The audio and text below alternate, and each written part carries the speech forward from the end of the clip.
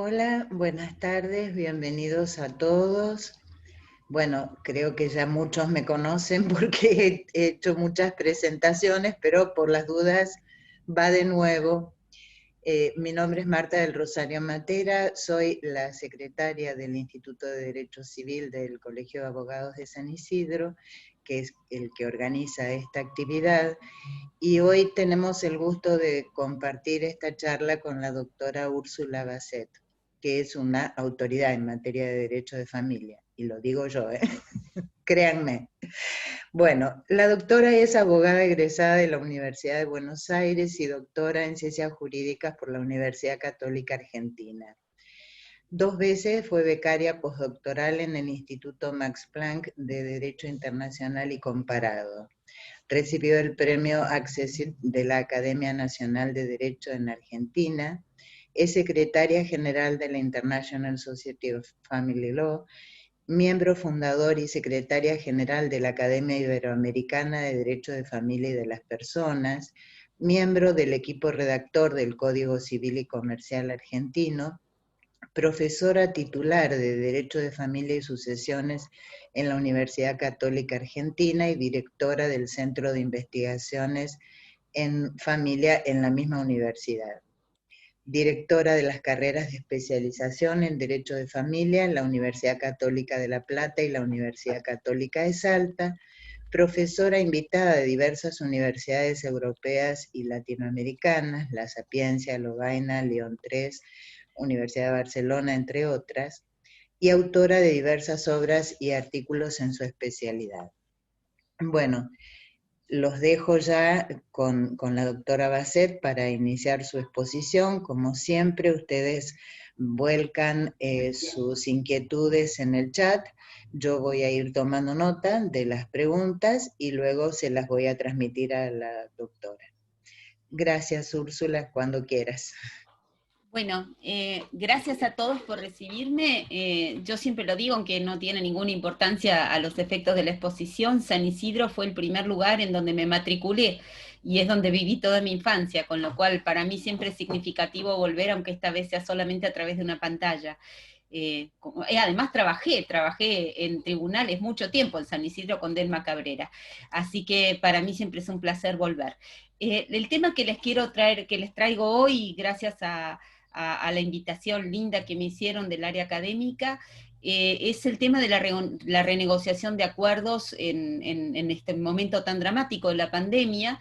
El otro día estábamos leyendo un reportaje de Jacques Attali que salió en La Nación, y Jacques Attali, que es un economista importantísimo francés, un científico, decía que esta pandemia en última instancia conlleva que haya muchos muertos vivos, es decir, haya muchísimas personas que en este momento parece que tienen trabajo, parece que tienen ingresos, pero en realidad no los tienen, porque en breve todo esto va a desaparecer. Es decir, nosotros todavía no sabemos cuál va a ser la gravedad del impacto de la pandemia en la economía y lo que eso va a significar en términos de pobreza en un continente, y especialmente en nuestro país, en un continente que es el más desigual de todos los continentes. Lo decía el otro día el presidente de la Corte Interamericana de Derechos Humanos en una conferencia en la que participé, que es el continente con más desigualdad social, con más inequidad social. No pensaría África, no, es América Latina.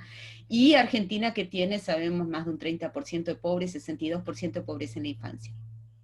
Entonces, esta situación hace que probablemente nosotros nos tengamos que enfrentar con muchos cambios legislativos que ojalá tengamos la valentía de hacer. Esos cambios legislativos, algunos han sido explorados recientemente por diversos autores, por encuentros jurídicos. Creo que todavía solamente, por lo menos yo no veo que nosotros seamos del todo conscientes de la gravedad de lo que nos está pasando. Es decir, creo que nosotros estamos en la pandemia un poco como todavía como asombrados y asustados de contagiarnos o de cuestiones de salud y todo lo demás, y a lo mejor con alguna cuestión política que por ahí nos puede llamar la atención, pero no nos damos cuenta qué es lo que va a pasar cuando se retire la inundación, ¿no? Como bien la ola del tsunami, cuando se retira el tsunami, lo que va a quedar. Entonces, ya hace un tiempo me pareció oportuno empezar a explorar entre las muchas cosas que creo que van a tener que cambiar, es decir, yo creo que vamos a tener que cambiar procesalmente, creo que vamos a tener que cambiar, sobre todo vamos a tener que repensar el tema de alimentos, porque vamos a tener, el Estado no va a poder proveer de la misma manera en que proveía antes, es decir, nosotros pensamos que el Estado puede dar planes sociales, pero la verdad es que el Estado va a ser un Estado pobre, no vamos a tener recursos externos ni nada, y entonces vamos a tener que ver cómo renegociamos o cómo repensamos la solidaridad familiar, y ese es de alguna manera el punto de partida de este encuentro. Nosotros estamos ante una situación en la cual hay un convenio, es decir, lo que vamos a hablar hoy es que qué va a pasar cuando estamos o bien transitando hacia un convenio, cuando el convenio está firmado, una vez que el convenio está firmado, o cuando hay una resolución judicial que impone determinadas obligaciones, y entonces esas obligaciones se tornan demasiado onerosas o difíciles de cumplir para una de las partes. Entonces, con eso, antes de empezar, me gustaría, si ustedes me lo permiten, hacer un pequeño pequeño paseo narrativo que tiene todo que ver con la conferencia, después vamos directamente a la parte jurídica, pero creo que esto es enormemente importante para entender lo que después vamos a plantear, porque después lo que vamos a plantear es netamente técnico, pero espérenme que tengo que ver qué es lo que se tiene. Están viendo ustedes la pantalla, ¿no es cierto? Sí, sí. Bueno, entonces Sí, ahora... Muy bien. Están viendo ahora una pantalla que dice dinero y familia, ¿no? Porque yo no la estoy viendo. Sí, Úrsula, sí, sí se Muchas está gracias. viendo. Bueno, lo que yo quiero plantear es un estudio que tuve la ocasión de hacer en una época que estuve en una universidad afuera y tuve la posibilidad de acceder a libros que trataban la psicología de del manejo del dinero en la familia, ¿no es cierto? Y cómo eso impactaba en las negociaciones jurídicas. Y algunos de esos libros que tenían que ver con, a veces, experiencias de camaristas, Marta, así que justo como para vos, y otras veces relataban, otras veces eran libros de psicólogos, ¿no? Como uno que ahora no lo tengo a mano, pero que se llama justamente El dinero y la familia, ¿no? Y después había otro que trataba el dinero en el derecho sucesorio, es decir, qué impacto tenía la discusión en el derecho sucesorio en la psicología de quienes participaban en eso, que creo que es algo que nosotros no hemos explorado tanto. Ahora, hace poquitito en una diplomatura incorporamos la dimensión psicológica del proceso sucesorio porque creemos que es esencial.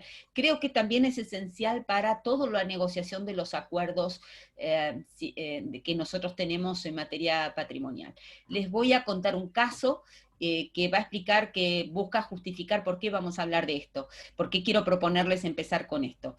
El caso es así, teníamos una cliente con mi madre, y esa cliente estaba casada con un empresario. Obviamente los datos van a estar ligeramente falseados, ¿no? Para que no sea reconocible. Lo cierto es que ese empresario, un empresario muy importante, ella tenía un caudal económico personal muy grande, era una persona que tenía una gran frialdad para manejar sus cosas, y curiosamente era ella la que había ocultado el gran caudal económico que ella tenía, la gran fuente de ingreso de su marido.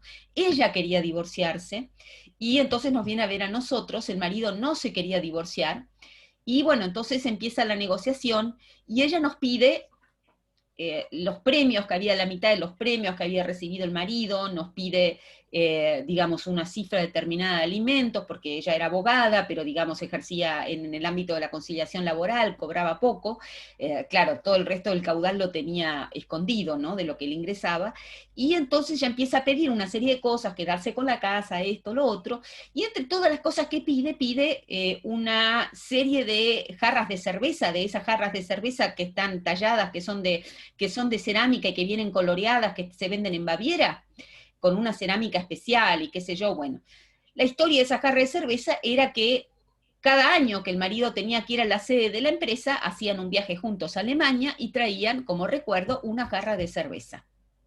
Ahora bien, eran, no sé, 12, 20 jarras de cerveza que estaban en un estante de la casa y ella se las quería llevar porque estéticamente le parecían lindas.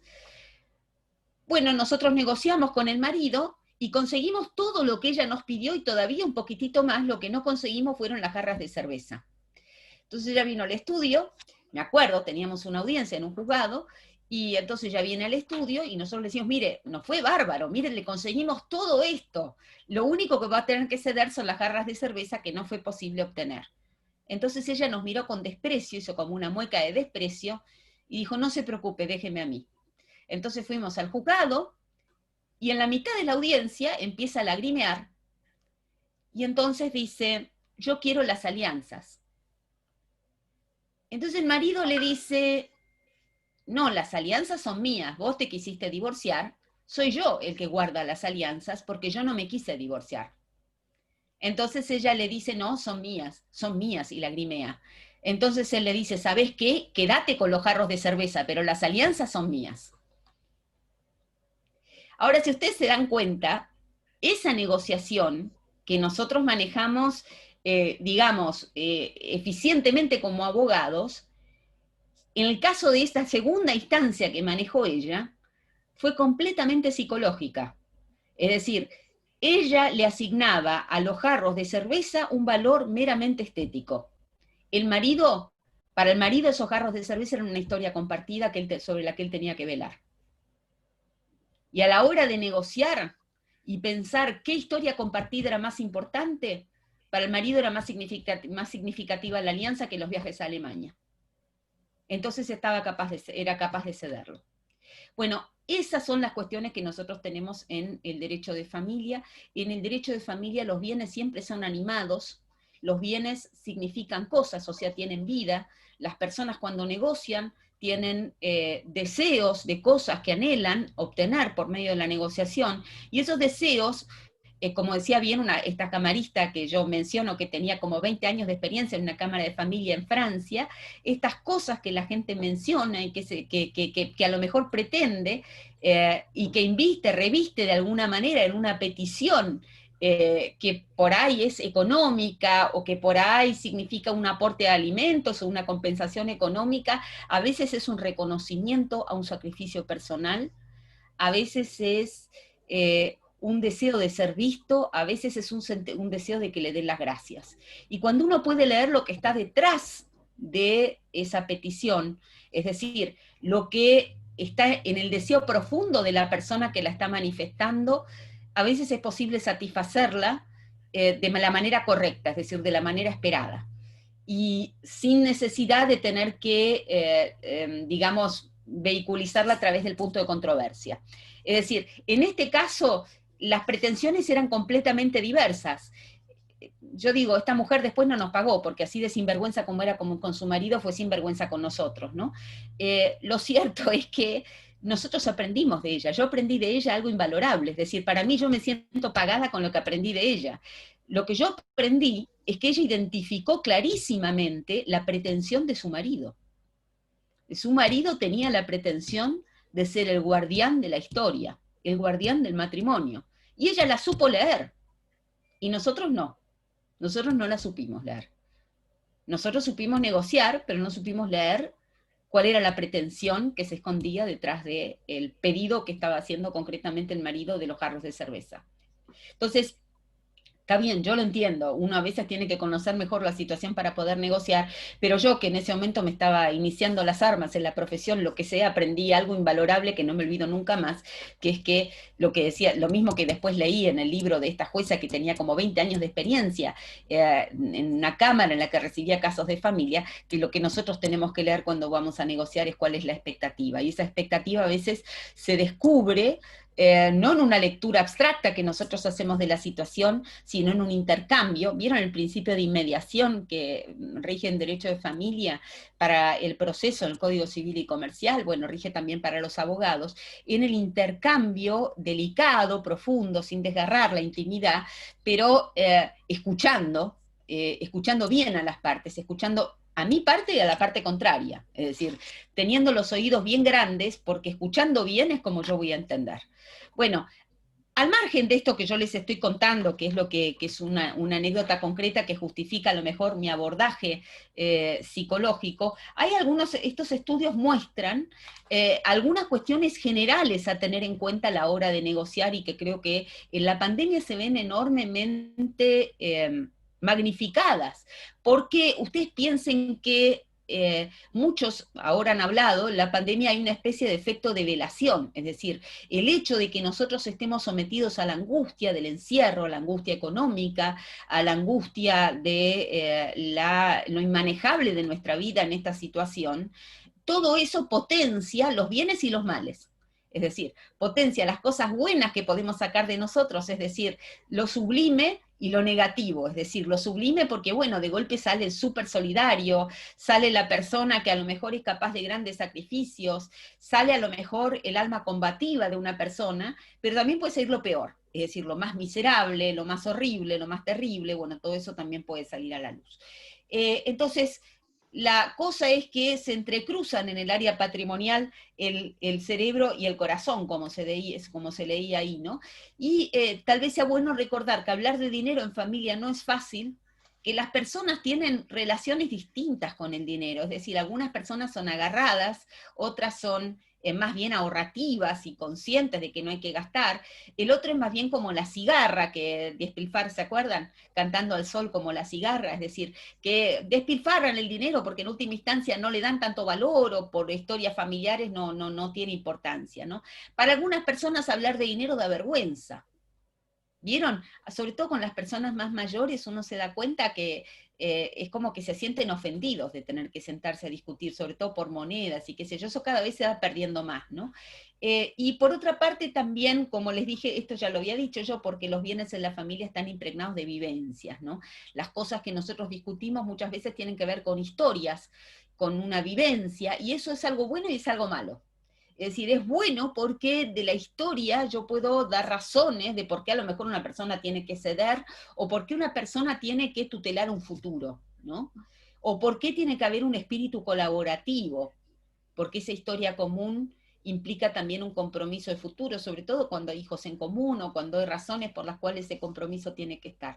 Pero lo cierto es que como sea, para bien o para mal, hay una historia. Y esa historia yo tengo que ser capaz de leerla y tenerla consciente a la hora de negociar. Una persona puede sentirse traicionada, ¿no? El código sacamos el deber de fidelidad, pero lo sacamos nominalmente, porque si mi marido me fue infiel, probablemente yo quiera una satisfacción. Es decir, no lo voy a Úrsula, decir. Sí, perdón que te interrumpa. sí.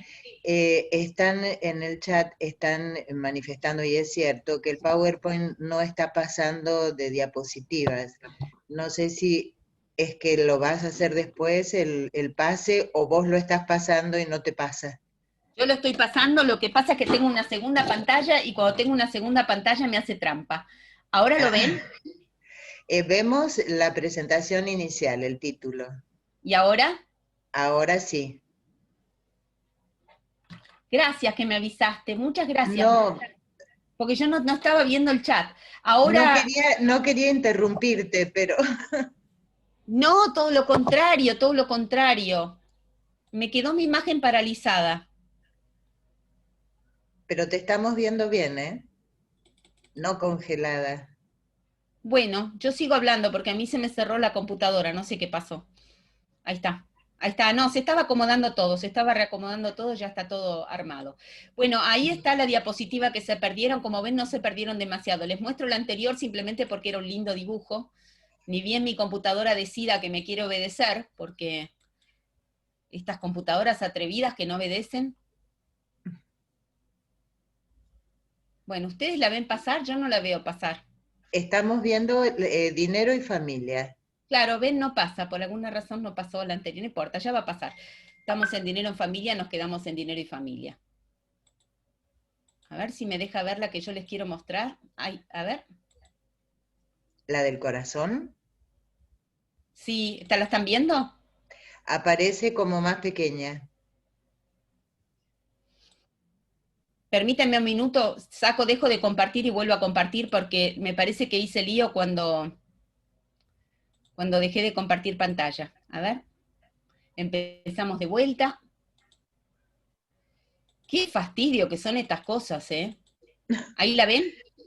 Ahí vemos, sí, ahí está, sí. Ahí se ve El cerebro y el el corazón. corazón y el cerebro, sí. Sí, bueno, ¿qué es lo que se juega en cada negociación de estas? Es decir, en cada negociación de estas, por un lado está el corazón, que puede ser para bien o para mal, ¿no? Rencor, mi viejo rencor, ¿no? Y puede ser para bien, o sea, puede ser porque todavía te quiero y te deseo el bien o lo que sea, ¿no? Pero el corazón indudablemente está presente siempre y es algo que yo creo que no se puede pasar por alto, ¿no? Los que negocian no son extraños. No son extraños entre sí, no son un tipo que le debe un pagaré a otro, son personas que han tenido que ver. Esto es lo que yo les había dicho hace un ratito, que era que hablar de dinero en familia no es fácil, que uno puede ser hormiga, el otro puede ser cigarra, que puede haber pudor, que hay costumbres, que hay cuestiones heredadas. Ahora sí, ahora estamos en la misma página, están en una diapositiva que dice sin embargo, ¿no es cierto? Sí, así es. Estamos Bueno, estamos perfectos. en la misma página. El Estamos único en el problema mismo es lugar. querer hacerme la moderna y tener dos pantallas, que me hace lío. Bueno, el dinero, a ver acá, que voy a ver si puedo poner en el chat para también ver lo que me van diciendo y... No, no te preocupes, yo lo controlo el chat y te aviso si hay algún problema. Sí, de Ahora hecho, volviste a la primera. ¿viste? Eso es lo que me pasó. Ahí está, ya va.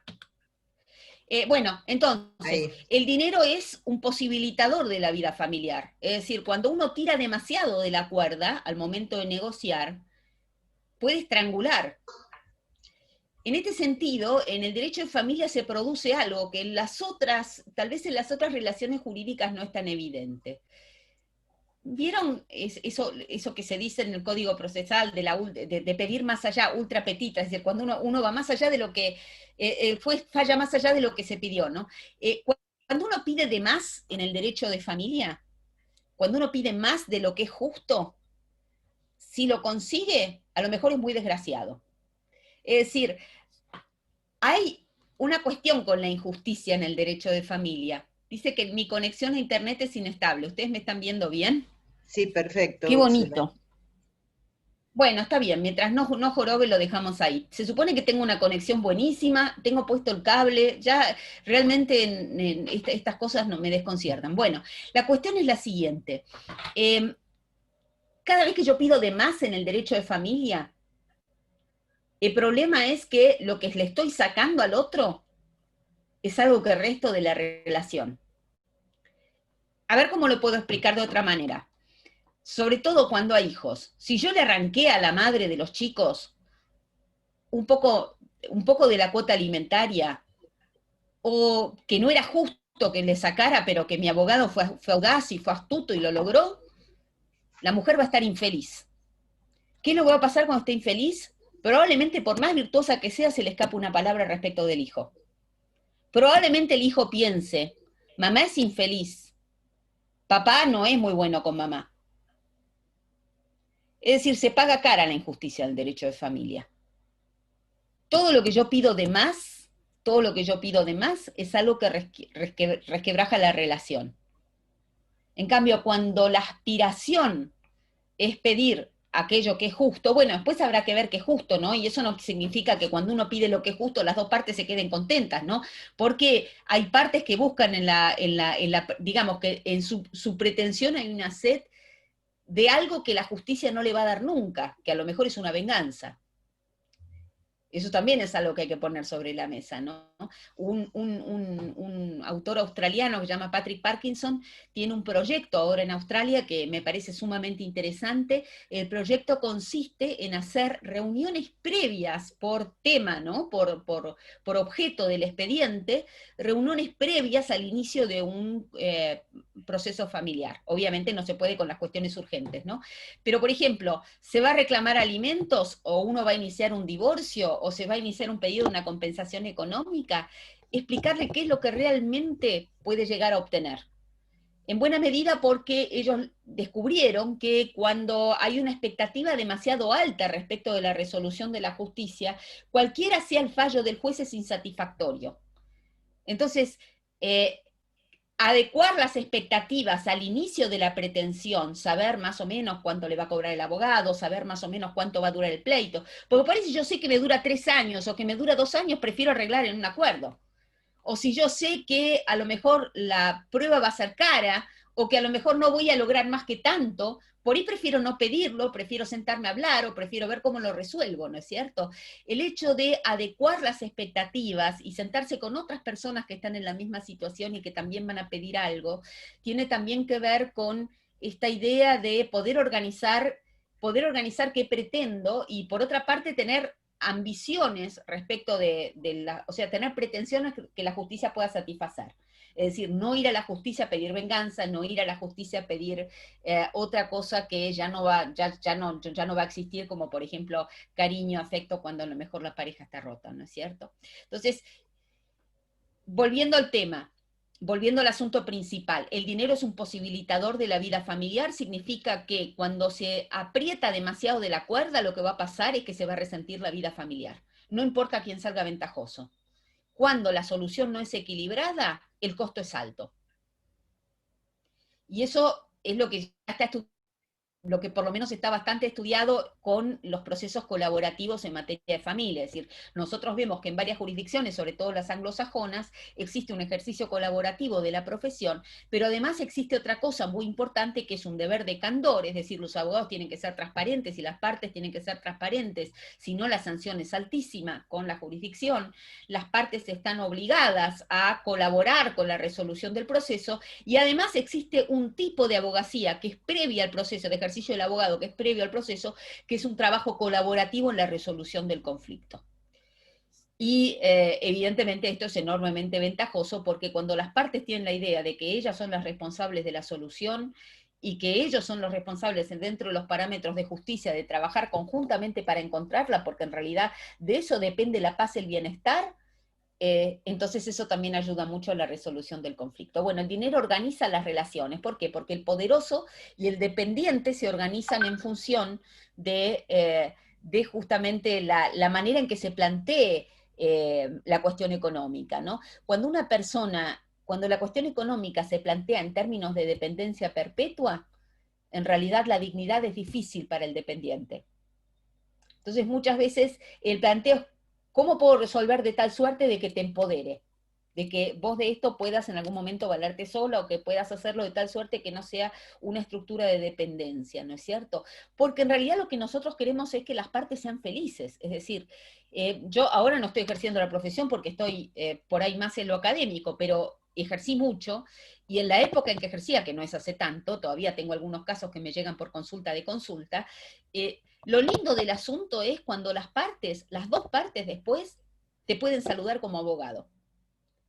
Es decir, no cuando una de las dos te odia definitivamente. Desde luego puede pasar, ¿no? Hay gente loca. Yo con la gente loca no quiero saber nada, pero hay gente loca, eso ya no lo podemos. Cuando uno genera una solución que sea sustentable para las dos partes y que las dos partes estén orgullosas de haber llegado a ese punto, aun cuando esa resolución es del juez. Entonces, el dinero es un organizador de las relaciones, organiza lugares, ahí dice proveedor-receptor, y puede generar equidad o inequidad, equilibrios o desequilibrios. Si se genera desequilibrios, si genera inequidad, entonces probablemente se genere una situación a largo plazo que a largo plazo no sea sustentable. Es decir, lo que va a pasar es que 2, 3 meses, un año, otra vez va a haber un rebote en la jurisdicción. Y si no hay un rebote en la jurisdicción, posiblemente haya pequeñas violencias. Es decir, esos pequeños gestos, como yo dije, de el mohín delante del hijo, o la palabra delante del hijo cuando la persona no es medida, o los gritos en la calle cuando hay un intercambio del régimen de contacto. Es decir, todo esto es un ciclo que, por eso es tan maravilloso el derecho de familia, la justicia de familia, el derecho de familia, que yo en ese sentido soy bastante más elogiosa que a lo mejor lo que dicen algunos que nos ven de afuera, que dicen, oh, los abogados de familia son unos peleadores, o no sé, yo, todos los abogados de familia que vi, la mayoría de ellos, ¿no? Por supuesto hay algunos que no, se esfuerzan por buscar soluciones, invierten de su tiempo a veces para dar hasta consejos personales, para acompañar al cliente, y se desgastan en eso. Y después también tengo que decir que de los jueces de familia, muchísimos, por supuesto que hay excepciones, dan más allá de lo que deben para llegar a soluciones que sean buenas y sustentables. Es decir, hay un alto grado de empatía. Bueno, y en el derecho de familia, todas las discusiones de dinero están cargadas de cuestiones simbólicas e implícitas. Es decir, nosotros estamos obligados a hacer un esfuerzo, lamentablemente no nos capacitan para esto, pero deberían capacitarnos, es decir, debería haber, alguna vez lo hablamos con los abogados de capital, si no debería haber una certificación especial para ejercer en familia que incluyera también alguna suerte de herramientas en materia psicológica para abordar la conflictiva familiar que es enormemente desbordada, se desborda si no demasiado, ¿no? Bueno, la pregunta entonces es ver qué espera cada quien del otro. Eso ya lo sabemos porque los que hemos estudiado, los que han estudiado mediación seguramente lo saben bien. ¿Qué representación tiene cada uno en su relación con el dinero? Porque por ahí alguien piensa, no, yo me banco bien a mí mismo, yo en realidad me va muy bien, ¿no? Y el otro piensa, este no gana nada, no, ¿por qué no se dedica a trabajar más? ¿Por qué no es más consciente con sus ingresos? ¿No es cierto? Mis representaciones de mí mismo pueden no coincidir con las de la otra parte, y eso puede significar que la otra parte tenga expectativas de conducta que yo nunca vaya a satisfacer porque no están en mi horizonte. Entonces, clarificar el lenguaje de las expectativas, que para las partes no es evidente, para el abogado sí es importante. Bueno, ¿qué sucede cuando hay varias familias o hay miembros extrafamiliares que dependen? A veces nosotros nos concentramos en la familia nuclear y la clave está en ampliar el foco.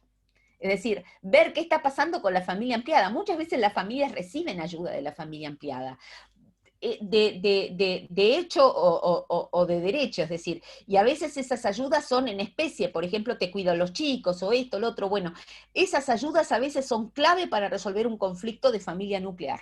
A veces las estrategias mejores son las que amplían, como si pusiéramos el foco de luz más alto y viéramos más bien el entorno, ¿no? El ecosistema de la familia, ¿no? Como decía la teoría esa de Wolfenbrenner, si nosotros viéramos un poquito alrededor, ¿no?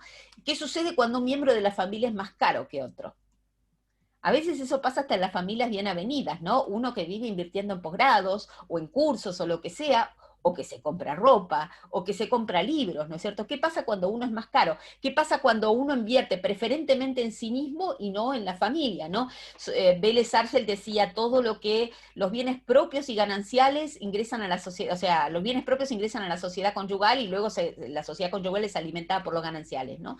En realidad, porque las ganancias de los bienes propios eran gananciales, Vélez tenía la idea de que había que concentrar en la unidad familiar el ingreso, ¿no? Bueno, eso ahora está, pero ya no está tan marcado, pero es verdad que cuando alguien distrae su ingreso del proyecto común, el otro lo puede llegar a sentir como una traición.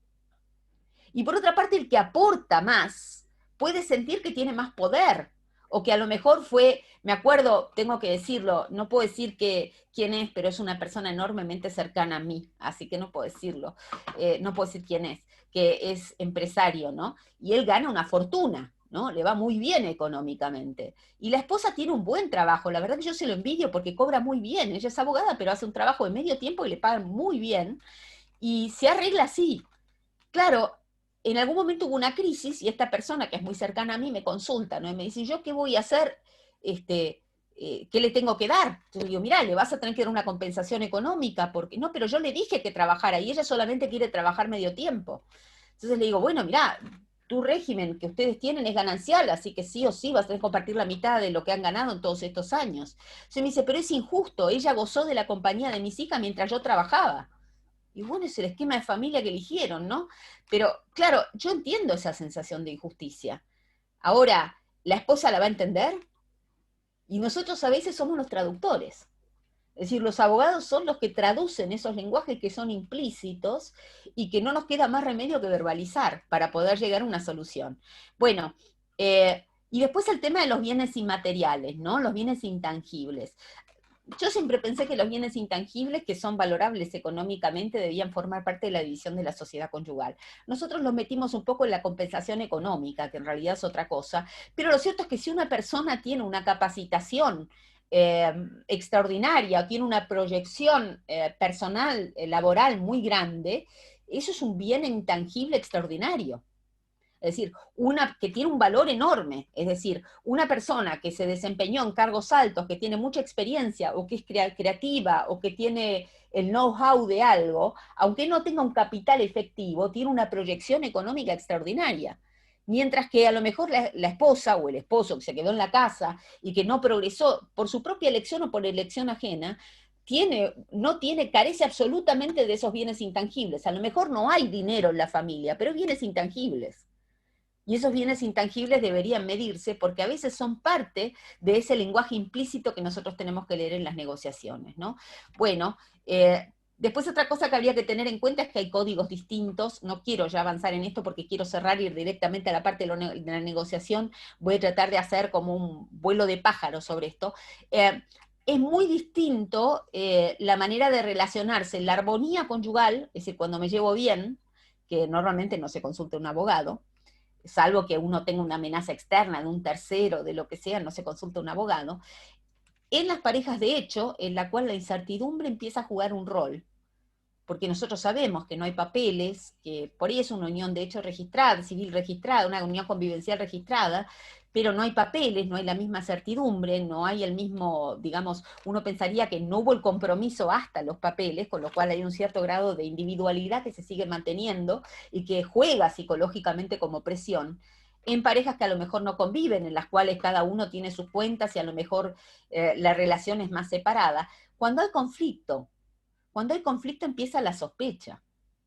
Es decir, empieza a jugar y el código lo refleja, no quiero decir maravillosamente porque yo participé en esa parte, pero me gusta mucho eso. ¿Qué voy a hacer? Esa parte me gusta mucho. La parte de cuando se produce la separación de hecho o después de presentada la demanda de divorcio, ¿no? Y ustedes van a ver que ahí se empieza el periodo de indivisión y ustedes van a ver que en realidad retroactivamente ahí después se va a proyectar la indivisión, ¿no? Por la fecha retroactiva que tiene la disolución de la sociedad conyugal a partir de la sentencia, ¿no? Después nos vamos a enterar cuando llegue la sentencia que ahí había indivisión. Pero lo cierto es que lo interesante del asunto es que desde el momento mismo en que hay conflicto, empiezan las sospechas y ya no es lo mismo. Cualquier negociación que se produzca durante el tiempo de conflicto es una negociación un poco enconada. Y yo me acuerdo todavía que una de las cosas que nosotros decíamos cuando ni bien se aprobó el Código Civil y Comercial, que una de las desventajas del proceso de divorcio, que no tiene freno, que avanza como un tractor y que llega a la sentencia indefectiblemente, aun cuando subsistan conflictos por resolver de parte de los esposos, lo cierto es que era muy distinto negociar cuando todavía estaban casados, es decir, cuando la sentencia de divorcio demoraba un rato, porque ellos mientras tanto a lo mejor uno había empezado contradictorio, casi todos los contradictorios, como ustedes saben, terminaban de común acuerdo, ¿no? Pero lo cierto es que el contradictorio me compraba tiempo de negociación. Entonces yo hacía un poco de fuego de artificio como abogado, le tiraba 3 o 4 bombas como para decir, mirá, asustate, porque nada, ¿cuál era el susto? Que a lo mejor muy pocos efectos tenía, aún si salía contradictorio, algún efecto podría ser que se negociara mejor, que los alimentos, que esto, pues, pero no había tanto efecto. En realidad el contradictorio era tenerte preso durante un proceso mientras negociamos, ¿no? Y negociar como esposo es muy distinto que negociar como extraño, es decir, como una persona que ya está separada, que ya no es mi esposo, somos los dos divorciados, ¿no? No tenemos nada que ver, no hay ningún vínculo que nos una. Desde el punto de vista de la negociación, eso es algo, una novedad que nosotros tenemos que advertir, y es que como para negociar un acuerdo para la parte débil, este proceso de divorcio ciertamente no me parece tan ventajoso, por lo menos yo como abogada de mujer, ¿no? Me da como la sensación de que es menos ventajoso. ¿Qué pasa con las personas separadas? Bueno, en las personas separadas y en las divorciadas se tejen sombras largas. Ya no se convive, ya no sabemos qué es lo que está pasando, si nos escondía cosas antes, más nos esconderá ahora, entonces la negociación obviamente es mucho mayor. Y después, bueno, obviamente, ¿no? En la sucesión y en las viudas de hijos propios y ajenos la cosa se complica. Y luego también nosotros tenemos que ver lo que pasa en los distintos ciclos de la vida familiar, es decir, qué es lo que pasa cuando el divorcio o la crisis familiar se produce tempranamente, qué es lo que pasa cuando hay hijos, qué es lo que pasa cuando las expectativas son diversas, es decir, cuando el divorcio gris, como le llaman ahora, ¿no? Cuando las personas se divorcian más tardíamente en la vida y entonces hay un juego de expectativas que es completamente diverso, ¿no? Porque cuando uno se divorcia y la capacidad de reinsertarse en el ámbito laboral es mayor, entonces todavía hay una negociación que es más fácil. Cuando ya se acorta esa expectativa de reinsertarse, las cosas son completamente diversas, ¿no? En la vida en común puede haber habido doble trabajo, puede haber trabajado uno solo, cada vez es más frecuente obviamente que haya doble trabajo. Otra cosa a valorar que dicen los psicólogos son las herencias perceptivas de la familia de origen.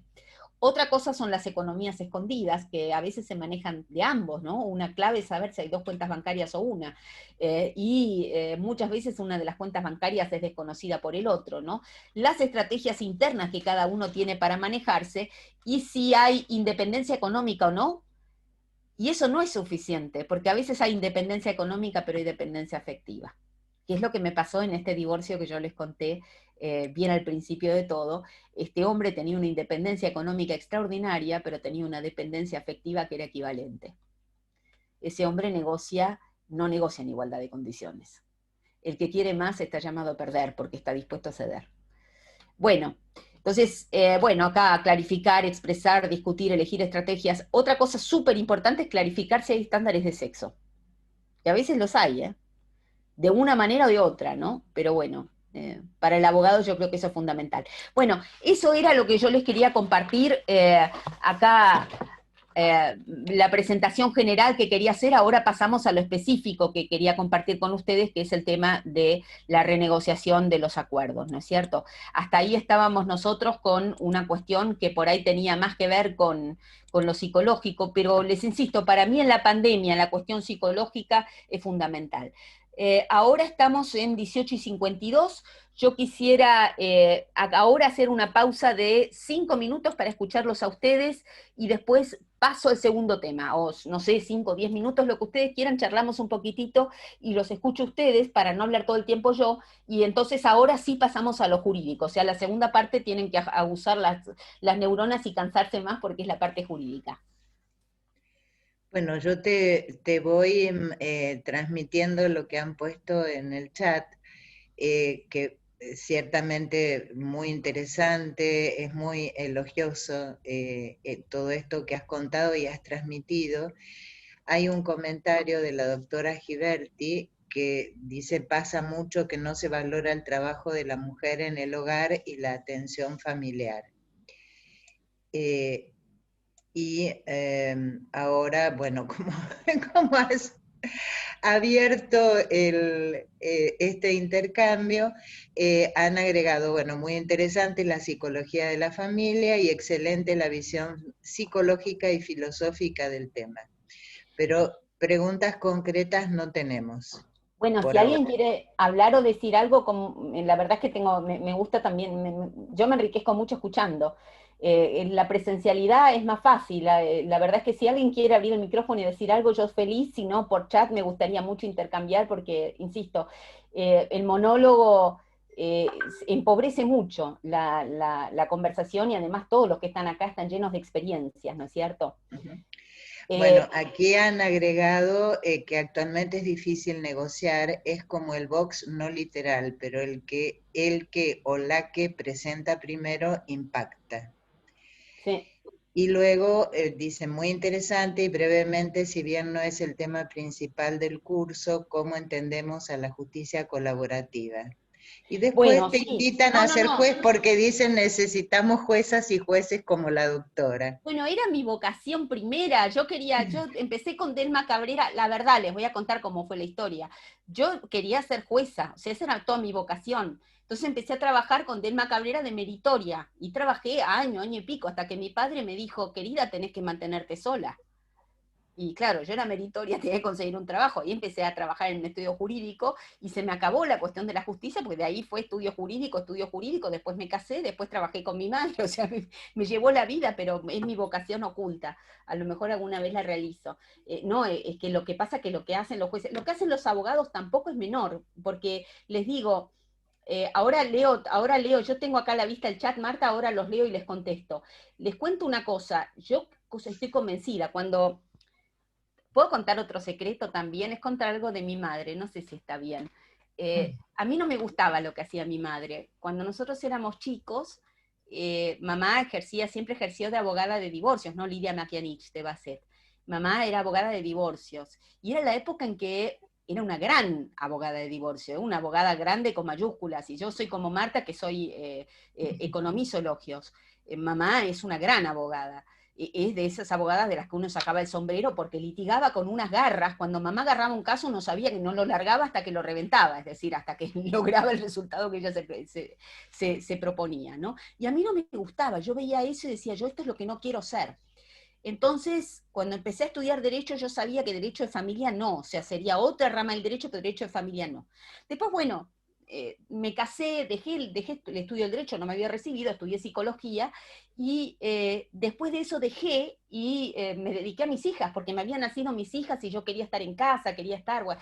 La cuestión es que a un cierto punto retomé, terminé Derecho, y claro, estaba el estudio de mamá y me dediqué al derecho de familia a regañadientes, diciendo, esto es lo que a mí no me gusta porque esto es lo que rompe las familias. Pero me di cuenta que es todo lo contrario, es decir, el rol del abogado es un rol privilegiado, uno es como un sacerdote al que a uno le cuentan las cosas que a lo mejor no le cuentan a nadie más, y uno tiene la posibilidad de velar por todos los sujetos que están en esa relación y tratar de reconducir para salvar, no para generar una relación que no existe, sino para acompañar el proceso de interacción, porque nosotros somos los que somos la voz que tiene uno para hablar con el otro cuando se pelean.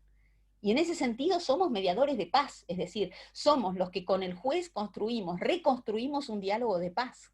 Es un trabajo bellísimo, es como un privilegio extraordinario ser abogado de derecho de familia. Es decir, ustedes piensen que esas personas a lo mejor si no se gritan, en cambio vienen a nosotros, nos vuelcan toda esa rabia que tienen, y nosotros decimos palabras lindas al juez, ¿no?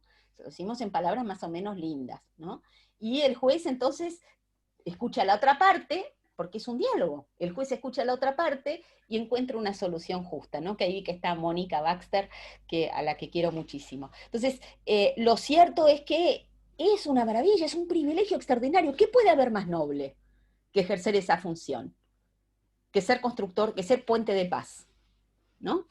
Así que bueno, todo, bueno. A ver acá, voy a empezar a ver arriba dónde me quedé con las consultas. Bueno, hay miradas o sesgos de género que imprimen miradas sesgadas. Más adelante habían dicho, no sé dónde, alguien me había dicho, no se tiene en cuenta el trabajo de la mujer. Bueno, estamos haciendo ahora un estudio sobre la cuestión de género que estamos llevando con un proyecto de investigación en la Universidad Católica, con unas jovencitas interesadas y algunos doctorandos y qué sé yo.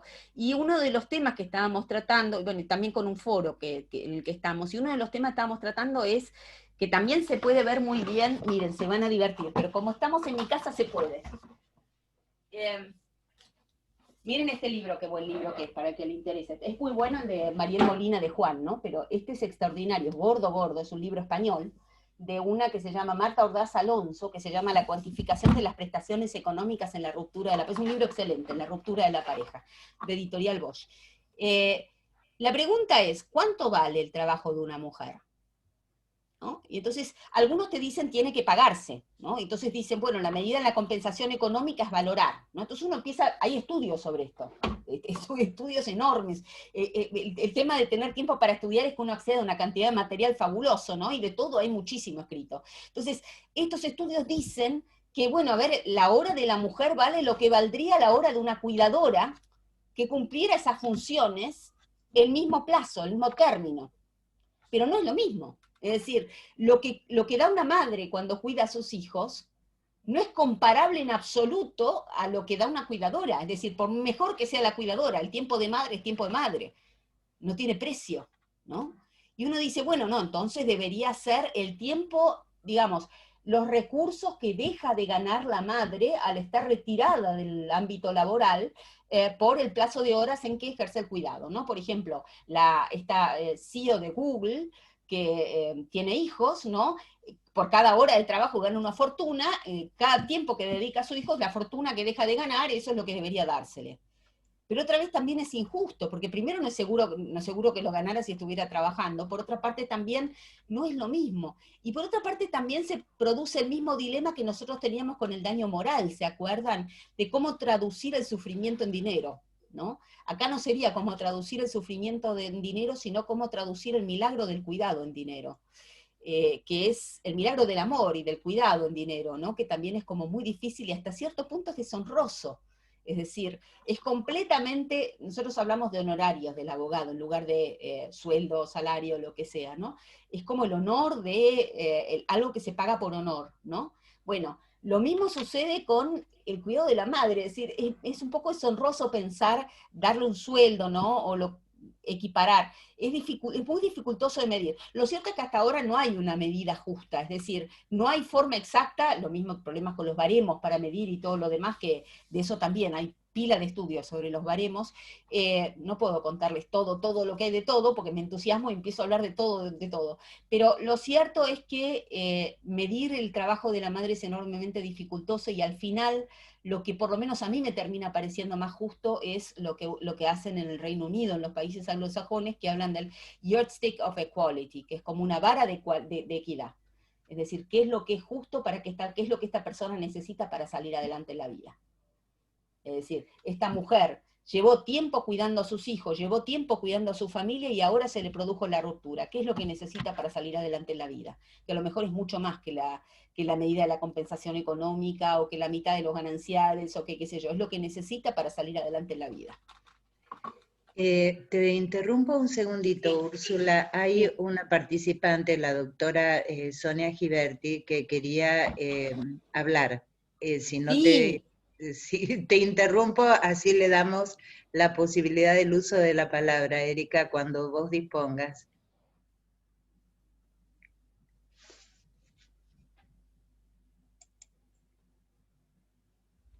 Hola, ¿y se escucha? Sí. Sí se escucha, doctora. No, es más o menos, yo hice, digamos, el aporte en cuanto a la valoración del trabajo de la mujer, por lo que vos apuntaste, digamos, de ese caso que el marido tenía mucho dinero y ella no dedicaba tanto tiempo. Es muy difícil, digamos, justamente cuantificar, porque muchas veces las parejas deciden por una cuestión, digamos, de educación, que la madre se quede también al cuidado de los hijos, y por ahí sacrificar más uno que otro, y después cuando llegan a ese límite, digamos, de la ruptura, esa valoración, digamos, del trabajo no es equitativa en cuanto a una decisión de los dos. Es nada, digamos, igual ahora justo estuviste haciendo las aclaraciones, pero la verdad que es muy complicado, digamos, porque a veces, muchas veces se resigna, la que termina resignando es la mujer, y bueno, nada, digamos, es muy difícil después al momento, digamos, de cuantificar y de dividir y de ponerse de acuerdo. Cómo se hace, no sé, no hay fórmula, la verdad que me parece que hay que empezar un poco a tratar más esto, porque siempre termina, digamos, más perjudicada. O sea, al momento, digamos, de la división, hasta por ahí, yo tuve un caso de hace poco, lo doy de ejemplo, una chica que se va en concubinato a la casa de su pareja, que la casa era de él. La casa de él, los aportes distintos, porque él con un puesto muy importante, ella, digamos, con un trabajo normal, tienen un hijo, y bueno, llega el momento de la ruptura. ¿Cómo se cuantifica? Ella ponía inversiones en la casa, pintaba, la mantenía, le hacía, con su pequeño sueldo aportaba todo el tiempo, y él diciendo no, porque ella trabajaba 2 horas por semana. Entonces fue muy difícil, digamos, que se evaluara ese trabajo, y también, digamos, la línea finita, ¿cómo haces? ¿Cómo haces? O sea, ella me decía, ¿y cómo hago? Yo no saqué factura de la pintura, del mantenimiento que le hice a la casa, y también, digamos, con el tema fue otro tema, digamos, el tema de la vivienda, de valorar también el tema, digamos, de la cuota de alimentos, porque él quería quedarse en su casa, porque era la casa de él. Él la tenía de antes de convivir con ella.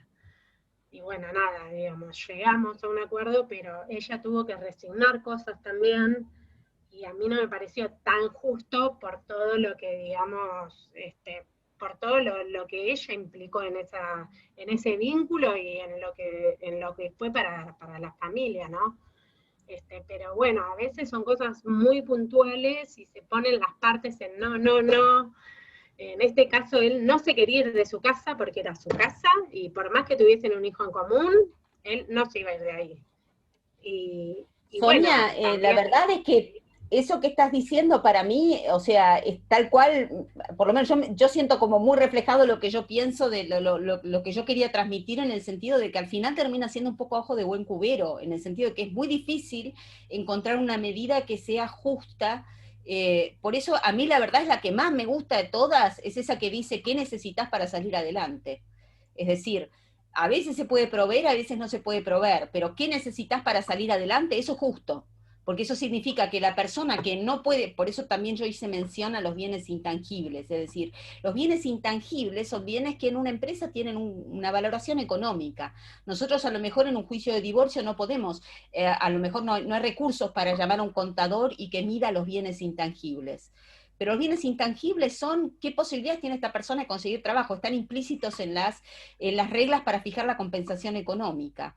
Y en ese sentido, mi sensación es que esos bienes intangibles nos ayudarían mucho para, si los pudiéramos de alguna manera valorar, si pudiéramos de alguna manera medirlos, como para darnos una idea. Los jueces de hecho lo hacen, porque digamos, y los abogados también lo hacemos, porque un poco, como decíamos, a ojo de buen cubero lo vamos viendo. Pero yo creo que lo importante acá es no solamente poner en juego la valoración objetiva de los bienes intangibles, sino como se hace en el Reino Unido, en donde no es solamente la valoración objetiva, sino que también es la percepción subjetiva de lo que la parte necesita, ¿no? Por ejemplo, en un caso yo me acuerdo, este fue un caso mío, pero no voy a contar otro caso mío, voy a contar un caso que leí.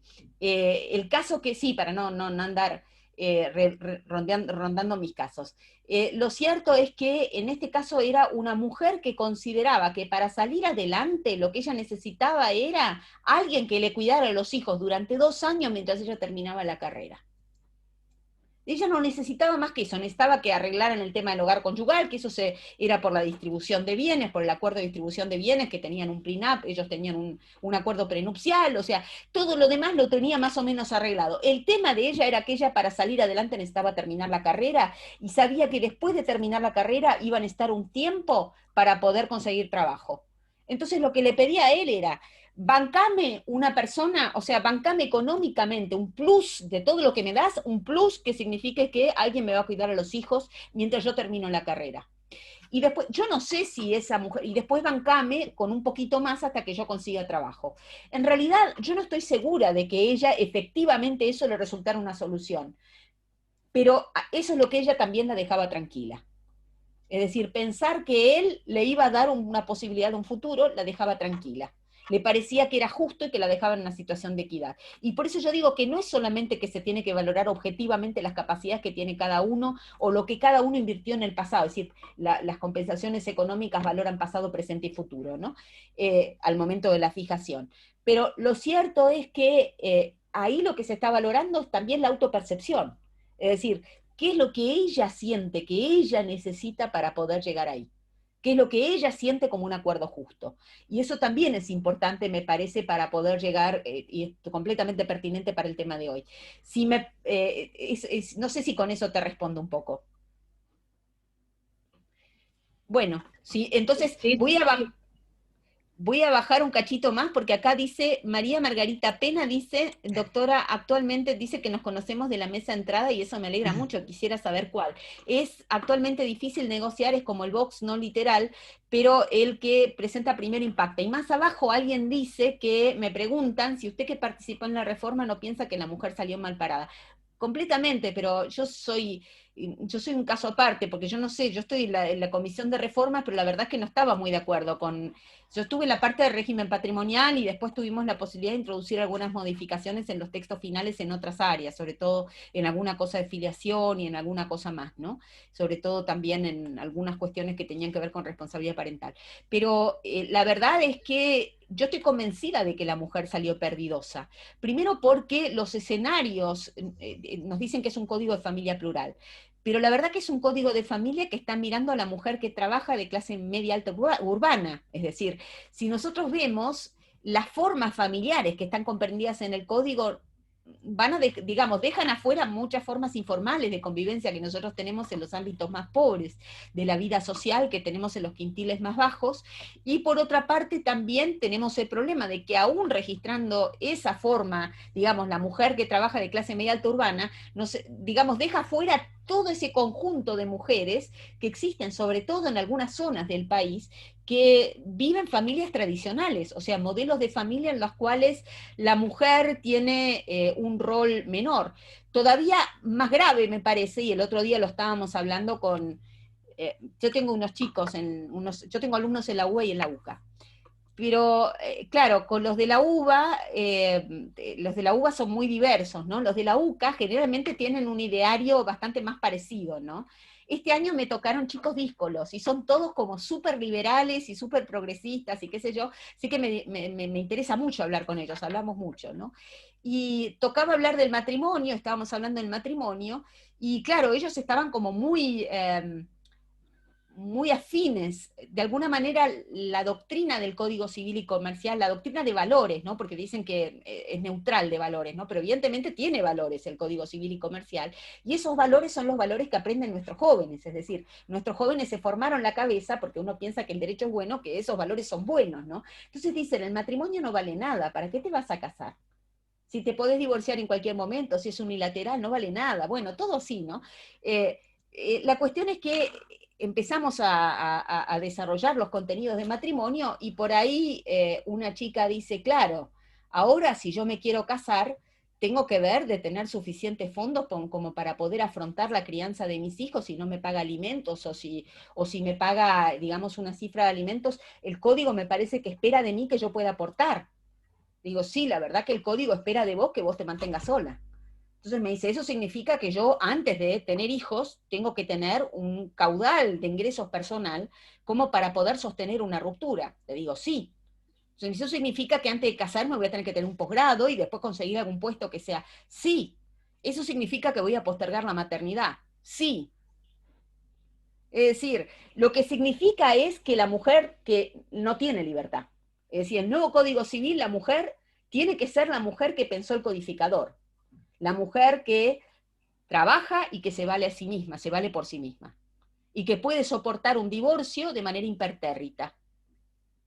Y uno se pregunta, esa mujer, a lo mejor, ¿para qué se va a casar, no?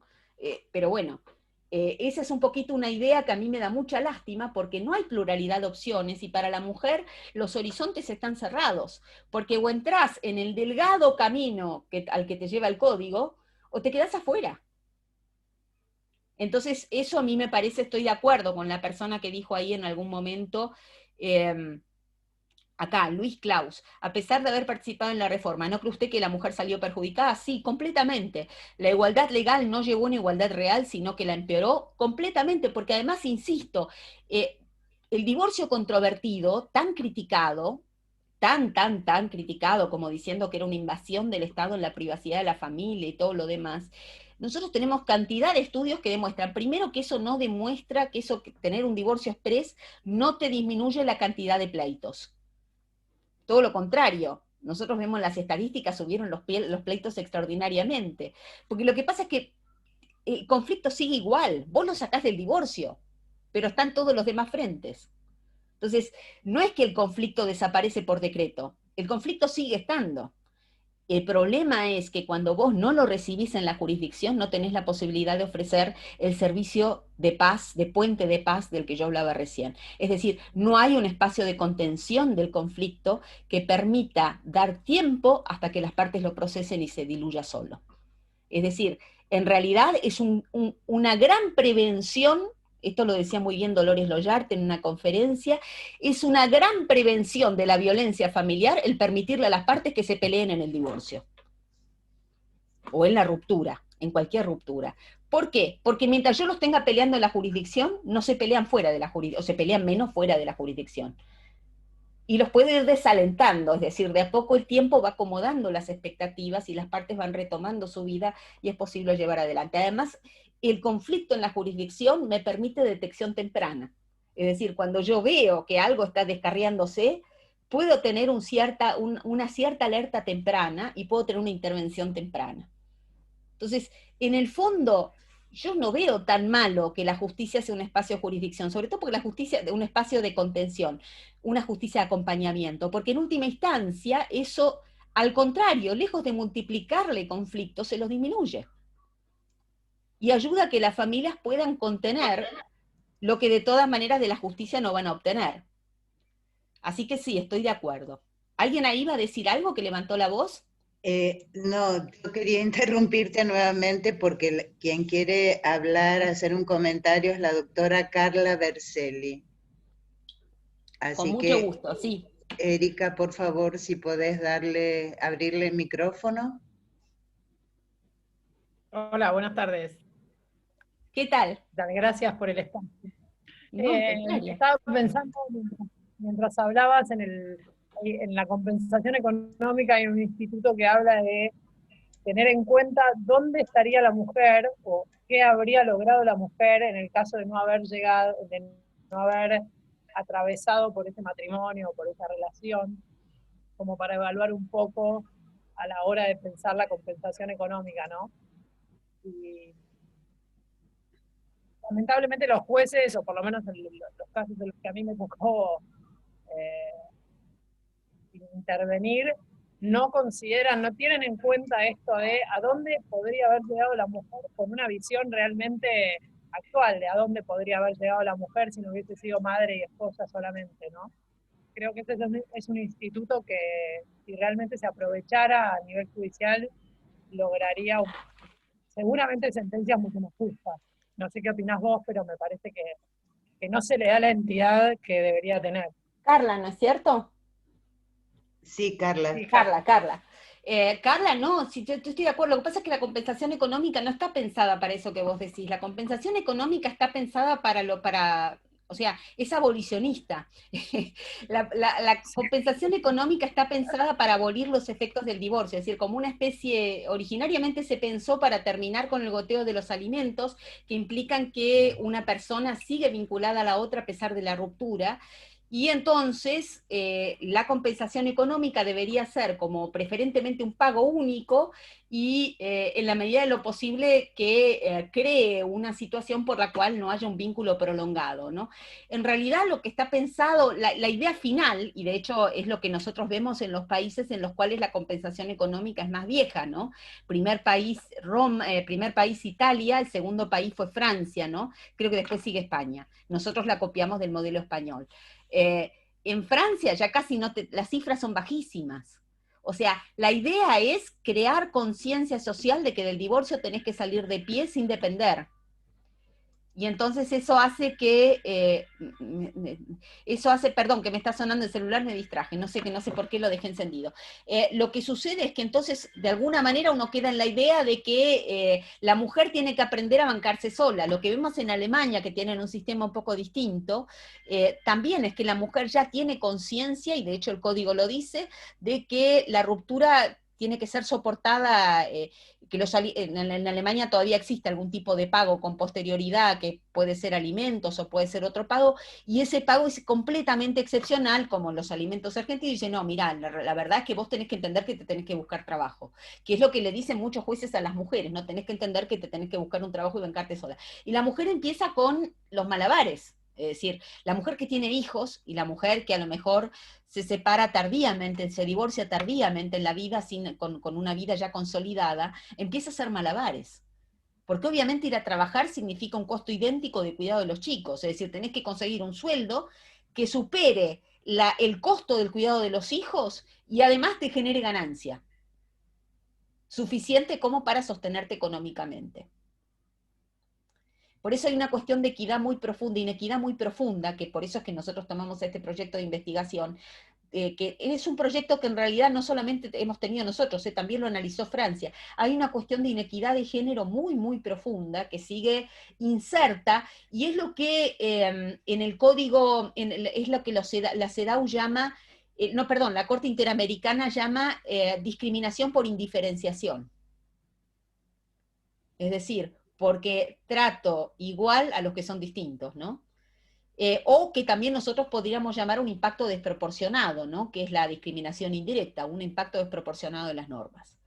Es decir, las normas son neutrales de género, no ven a la mujer entonces obviamente no pueden ser corregidas por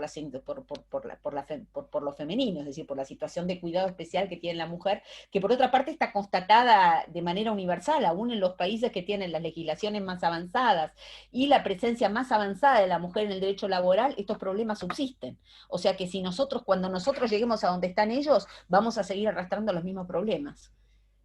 De modo que sería bueno que aprovechemos lo que nos dice la CEDAW, lo que nos dice la Corte Interamericana y empecemos a cambiar ahora para no dejar a las mujeres afuera. Porque las mujeres en realidad siempre aportamos, perdón por los hombres que estén en el grupo, que ahora la cosa fue un poco para el lado de la mujer, la verdad la culpa la tiene un hombre, que fue Liv Klaus, que dijo que la mujer quedaba mal parada en el código.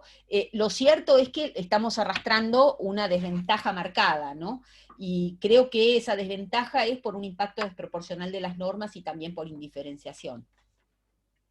Acá dice, es muy frecuente la presión de los cónyuges que administran la comunidad de bienes, además toman a los niños como moneda de cambio para lograr asfixiar al cónyuge más débil. Bueno, ustedes saben que nosotros no tenemos más, tenemos la administración separada desde siempre, ¿no? Desde la 11.357, nosotros fuimos pioneros en eso. Ahora, lo cierto es que, de hecho, y no de derecho, porque los cónyuges no siempre viven con código en mano, de hecho, de derecho, a lo mejor alguno que es el que a lo mejor provee los ingresos o lo que sea, tiene la administración principal de los bienes, porque así lo hace, porque son los ingresos de él y lo decide él, ¿no? Bueno, en ese caso sí, ciertamente, creo que también deberíamos hacer una reforma muy grande en los procesos, porque para mí el hecho de que la buena fe no tenga suficiente peso en los procesos de familia es malísimo para los alimentos, es malísimo, favorece al fuerte. Es decir, cuando el fuerte me esconde cosas, debería tener una sanción tan grave, una condena tan grave, que fuera disuasoria. Es decir, cada vez que alguien no tiene una conducta de candor o transparente respecto del proceso de familia, debería tener una condena tan grave que le fuera completamente disuasorio volver a hacerlo. Es decir, que se creara conciencia de que no tener buena fe, no colaborar con la jurisdicción y no ser candoroso respecto de los ingresos y de los bienes, debería generar un perjuicio económico más significativo que lo que se ganó por hacerlo. Yo creo que eso es algo que se puede hacer, que se puede diseñar dentro del procedimiento o dentro de la regulación del Código Civil y Comercial, estableciendo más claramente el candor, la buena fe y el espíritu colaborativo como principios del derecho procesal de familia. Lo que a mí me parece es que, aun si ese cambio no llega, dentro de poco va a venir la inteligencia artificial, y lo que va a pasar es que ya se están trabajando algoritmos de inteligencia artificial, no sé si acá en Argentina, pero sí en otros países, algoritmos de inteligencia artificial que por el patrón de gastos me calculan digamos, el caudal económico de la otra parte, tanto de los alimentantes como en materia de división de la sociedad conyugal. Y entonces vamos a poder, por inteligencia artificial, que en realidad sondea cuentas bancarias y un montón de cosas más, indagar, salvo que esa persona verdaderamente escape al criterio de la inteligencia artificial, pero están bien pensados, saber previsoriamente, como hacen los jueces ahora, que más o menos por la apariencia imaginan cuánto es el caudal económico del alimentante, más allá de lo que a veces se pueda probar. Bueno, eso, la inteligencia artificial va a tener algoritmos que va a permitir deducirlos. Y bueno, lo de los niños como moneda de cambio es un tema. Yo creo que estamos queriendo armar, les anticipo ahora, no sé si va a ser, no creo que sea acá en el Colegio de Abogados de San Isidro, pero si quieren con mucho gusto, porque en el Congreso Mundial de Derecho de Familia que tuvimos hace poco, vino a hablarnos una psicoanalista brasileña que es de IBDFAM, ¿no? Del Instituto Brasileiro de Derecho de Familia, y ella hablaba porque se está por modificar. En Brasil tienen la alienación parental, que ninguno se asuste, es alienación parental, no síndrome de alienación parental, pero igual es muy discutida, porque vieron que igual que está discutida acá, porque se dice que atenta contra los derechos de la mujer, que favorece falsas denuncias, que favorece desestimar falsos negativos, es decir, denuncias de abuso que son veraces y que quedan escondidas. La alienación parental es como dice mi abuela, ¿no? Como decía mi abuela, yo no creo en las brujas, pero que las hay, ¿no? Es verdad que no hay alienación parental, pero es verdad que hay chicos que son, digamos, que los padres le lavan la cabeza o que los alienan respecto al otro progenitor. Y ella decía, es una forma de violencia. Y ahora están en un debate muy profundo en Brasil, porque tienen los mismos criterios que nosotros tenemos respecto de la alienación parental, o sea, negativos, pero al mismo tiempo entienden que hay una cuestión que hay que tutelar y la que hay que intervenir.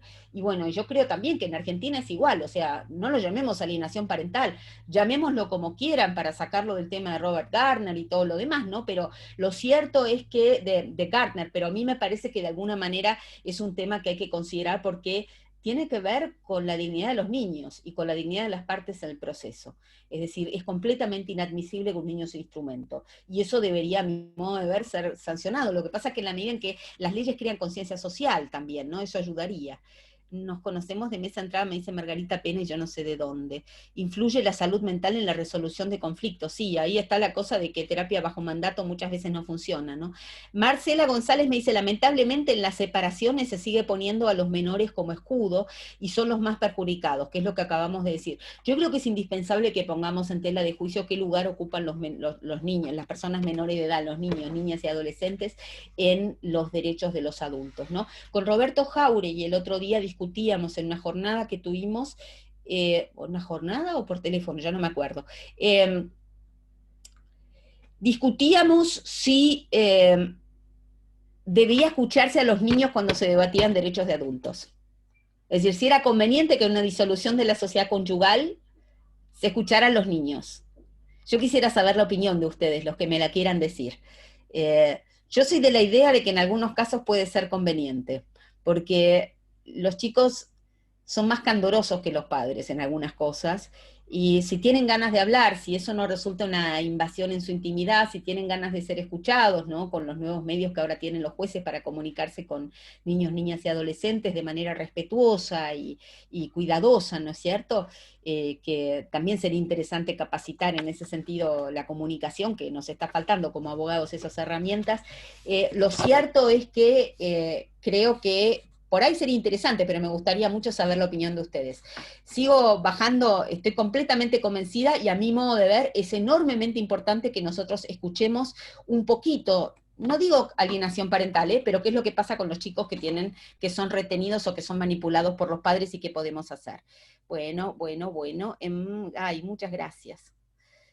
Sigo, felicitaciones por sus palabras, instrumentos de paz, acuerdos justos, la impunidad de que goza el hombre hace que tengamos que llevarlo siempre a la justicia. Bueno, y el acceso a la justicia es caro para la mujer.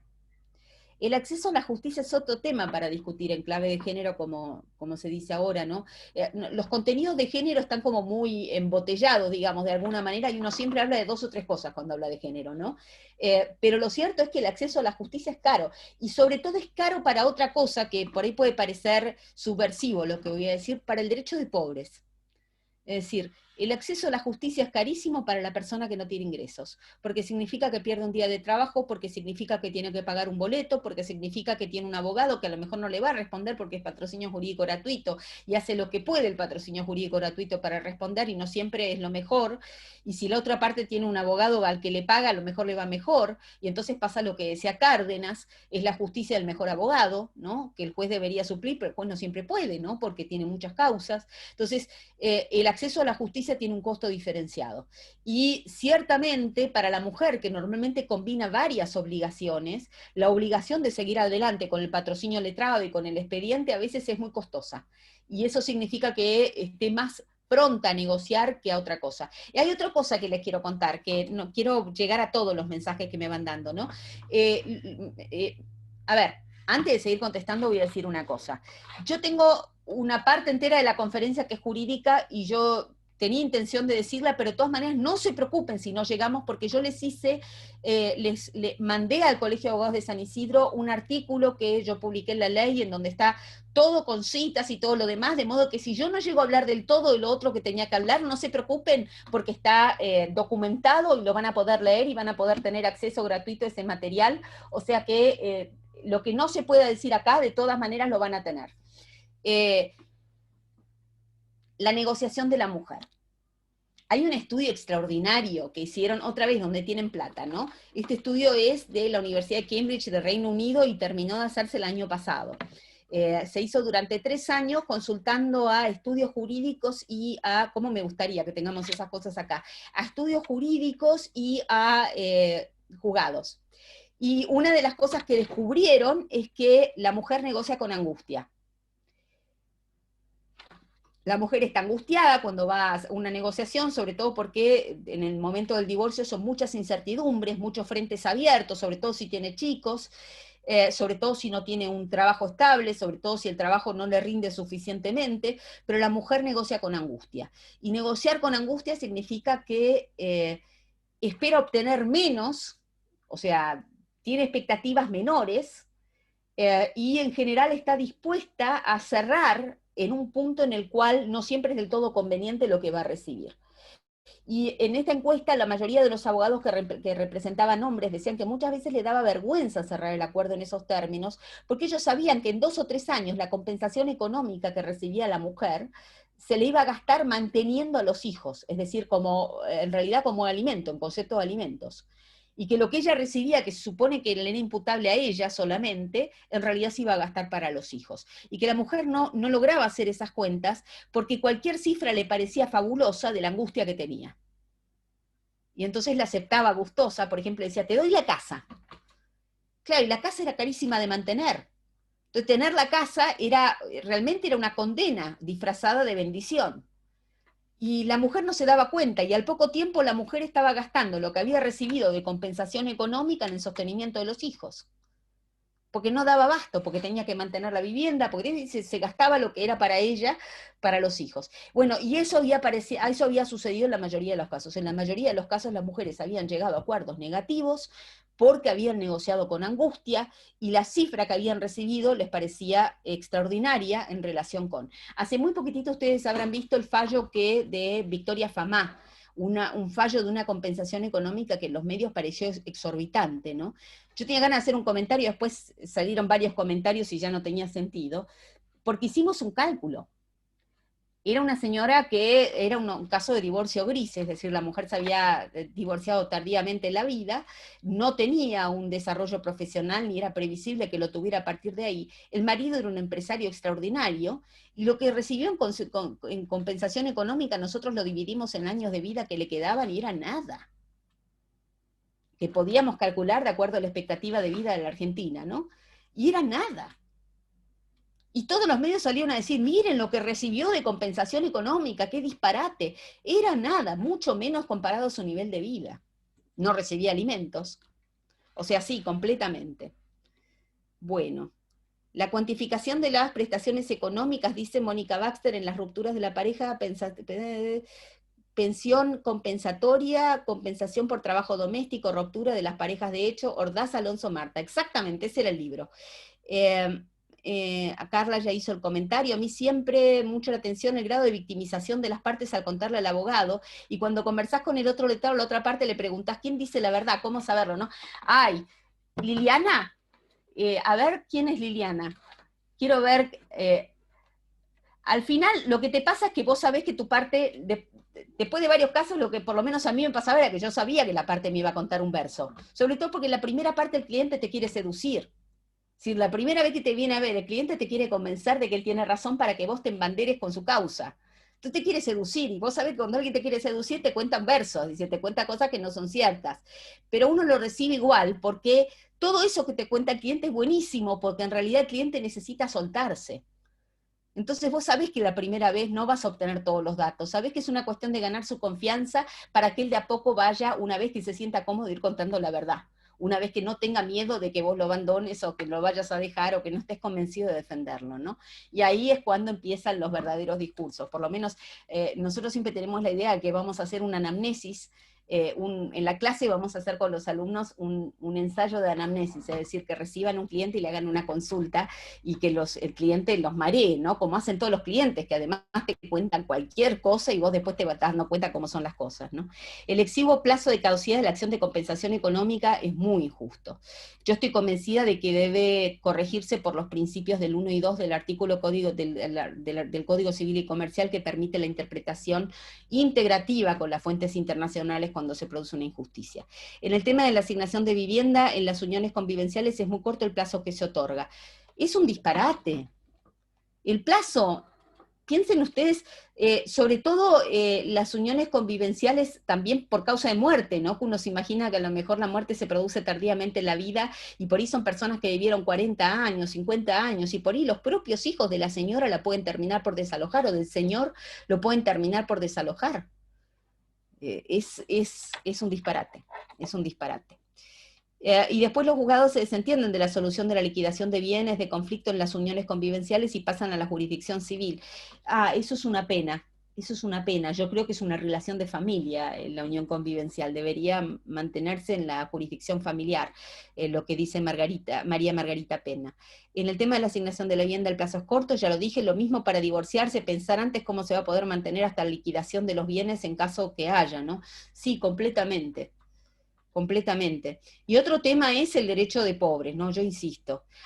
Está Cecilia Burgos Baranda. Buenas tardes, Úrsula. ¿Te parece que la pregunta ¿qué necesitas para salir adelante vaya junto con salir adelante, sea con el proyecto que, pongamos, esa mujer te dejó congelado para dedicarse a full a la pareja y de la familia? Es un buen principio, porque hace base en que el derecho de cada, pongamos, mujer, será cuantificado por lo que ella frustró en vez de lo que ganó el marido. Sí, o sea, no siempre es lo que ella frustró, sino a veces, me acuerdo, otra vez vuelvo a mis casos, pero bueno, es la referencia, ¿no? Un caso que yo tenía en donde la mujer era contadora y había aportado muchísimo al matrimonio hasta los primeros 2 años de matrimonio, y después habían optado porque el marido, cargos que les daban aleatoriamente, ella decidió dedicarse a la familia, el marido ganaba fabulosamente. Entonces, al momento de la ruptura, ella tenía una carrera de contadora que no había ejercido durante varios años, pero la verdad es que lo que ella quería era dedicarse a un cursito que había hecho de decoradora de interiores. Y le encantaba ser decoradora de interiores, o sea, ella no es lo que ella en realidad tenía a la mira cuando ella frustró por dedicarse a los hijos, digamos, una gran carrera de contadora, a lo mejor porque ya ganaba muy bien cuando dejó de ser contadora. Ella lo que quería era dedicarse al ámbito artístico, ¿no? Bueno, hay que ver si eso es sustentable como proyecto, es decir, hay que sentarse con la persona y decir de qué pensás vivir los próximos 20 años. ¿Y qué podemos negociar para que eso te sea viable y te sea, si es que es posible, porque a veces está el tema de la sábana corta, ¿no? Estiramos una cosa, se destapa la otra. También el marido tiene que poder tener una vida sustentable, porque, digamos, ciertamente esa familia no va a funcionar bien si los dos no tienen una vida sustentable en el futuro. Yo creo que es importante que el marido lo sepa y que la mujer lo sepa. Es decir, si los dos no salen de pie de ese divorcio, van a destruir la familia de todas formas, es decir, se van a destruir uno al otro de todas formas, y va a ser un conflicto que se arrastre de generación en generación. Así que sí, yo también creo que eso que vos decís, Cecilia, es tal cual.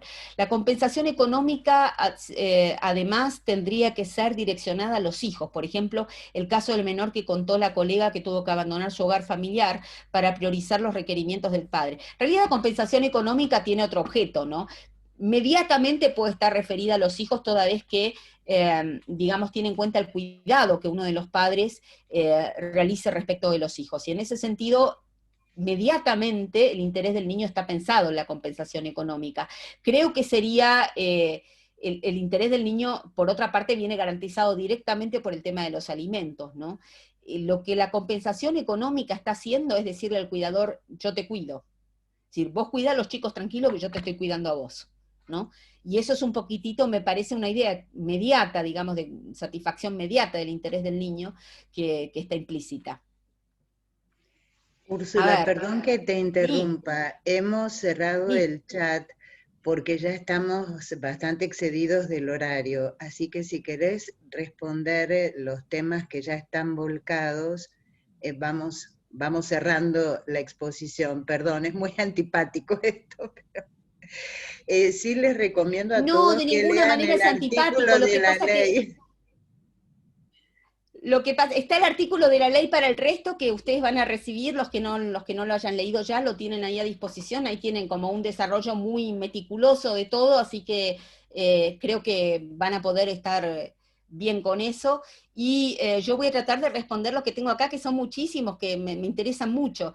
Tal vez debería obligarse a que ambas partes colaboraran con el pago de la persona que cuida a los niños. Bueno, ahí estamos. Esto difícilmente se contempla negociar. Insisto, para mí una clave general es sentarse con las personas y decir qué futuro te imaginas. Es decir, ¿vos te crees que si vos la reventás a ella o lo reventás a él, y le exprimís, vas a estar bien? O sea, no va a estar bien ni vos, ni tus hijos, ni nadie. Es decir, la única solución sustentable es que todos salgan relativamente de pie de manera sustentable y a largo plazo. En el derecho de familia hay una condena que es implacable, que es la de faltarle a la dignidad del otro. Y esa condena es implacable porque te persigue. Es decir, hay una condena que ni siquiera llega de la justicia, llega de la vida. Y es identitaria, es decir, fuiste mal padre, fuiste mala madre. Es identitaria. Entonces, yo creo que eso es importantísimo que nosotros lo entendamos, es decir, es el punto de partida, que por eso los mediadores juegan un poco con la idea de recordarle a la persona quién es, ¿no? ¿Por qué elegiste a esta persona? ¿Por qué transcurriste este tiempo de vida en común? Yo sé que la persona cambió y ahora no te imaginas el futuro, pero sí tenés interacciones compartidas y en honor a esa elección y en honor a ese pasado, es decir, ese recuerdo identitario que se hace a veces en la mediación, ¿no? Acá este instituto es importante que se tenga presente la violencia, la manipulación, exactamente, pero por eso también los abogados necesitamos capacitación psicológica, porque nosotros manejamos conflictos en carne viva, no recibimos la familia armoniosa, ¿no? Y los clientes nos psicopatean a nosotros también, ¿eh? O sea, tenemos que aprender también eso. Doctora, los tiempos procesales, dice Alberto, transcurren entre la separación y la liquidación de bienes si los hubiere, y o compensación económica de una mujer que no tiene ingreso en forma independiente, no se condice con la inmediatez. No, ahí yo creo que había que buscar alguna cautelar. Seguimos teniendo las medidas cautelares que no están previstas en el Código por vía del derecho procesal, ¿eh? Y los derechos a la vida que se manifiestan en un aporte económico, que no lo llamemos alimentos, llamemos como quieran, que aunque sea que, como en el código anterior, no me acuerdo cómo está ahora en el código actual, eso lo tengo ahora un poco borrado, pero en el código anterior ustedes se acuerdan que los alimentos que se daban durante el juicio se descontaban al final de lo que se liquida en la sociedad conyugal. Yo sigo usando sociedad conyugal, pero bueno, se descontaban al final. Yo creo que si no lo llamamos de esa manera o si no funciona de esa manera, tal vez deberían fijarse alimentos provisorios cuando hay otra vez es el 1 y 2 del Código Civil y Comercial, alimentos provisorios cuando el derecho a la vida está en juego. Y el derecho a la vida es el derecho a la vida digna, el derecho a la supervivencia, ¿no? A la salud. El otro día, no sé cuándo fue, que era una unión convivencial de 20 años y el marido de un día al otro le cortó todo, le cortó. El tipo ganaba muy bien, tenía una cosa de verdulería, los dos extranjeros, ¿no? Pero vivieron en la Argentina durante 20 años en una unión que el código probablemente llamaría convivencial, y de un día para el otro le cortó tarjeta, salud, todo, a los hijos, a ella, porque conoció una más jovencita. No es aceptable, o sea, hay un criterio de justicia que repugna y que no me importa cuál es el remedio, pero tiene que haberlo. Bueno, dice, ya hemos cumplido el horario, se cierra, y muchas mujeres, ahora voy de arriba para abajo, de abajo para arriba, y muchas mujeres que asesoramos, dice Claudia Colombo, que saben que lo que pasa es insostenible y se tiene que separar. Le explicás el día después y aceptan seguir con un matrimonio destrozado. Ah, sí, bueno, una cosa del ciclo de la violencia, y otra vez, nosotros tenemos que entender que el amor, el afecto juega un rol. Nosotros hemos querido ser ciegos al amor en el derecho. O sea, hemos hecho un código en el cual el sufrimiento humano no tiene cabida.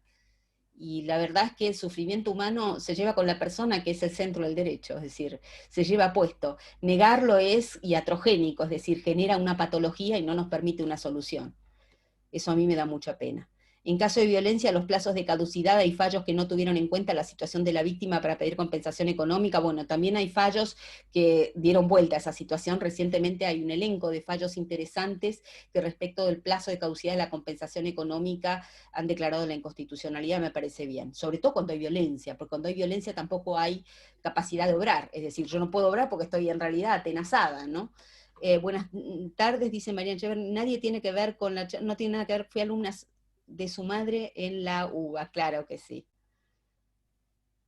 Claro que sí, pero esa es mi hermana la que se salvó del accidente de autos. Mucho sentido común, bueno, muchas gracias. Más que angustia, la mayor parte de las mujeres negocia con desesperación. Sí, estoy de acuerdo, gracias. A mí me parece interesante la participación del niño en la medida que de parte de la justicia y de los abogados de las partes se haga sentir a ese niño que se encuentra en un ambiente donde se busca resolver un conflicto. Y como dicen, ¿sabés lo que dicen, Carolina? Lo que dicen es, Carolina Díaz, lo que dicen es que el chico tiene que saber que esa resolución del conflicto no pesa sobre sus hombros. Es decir, que cualquier cosa que él diga no va a inclinar la balanza, sino que puede hablar con libertad, que el juez va a decidir con independencia, que solamente quiere saber qué es lo que él piensa.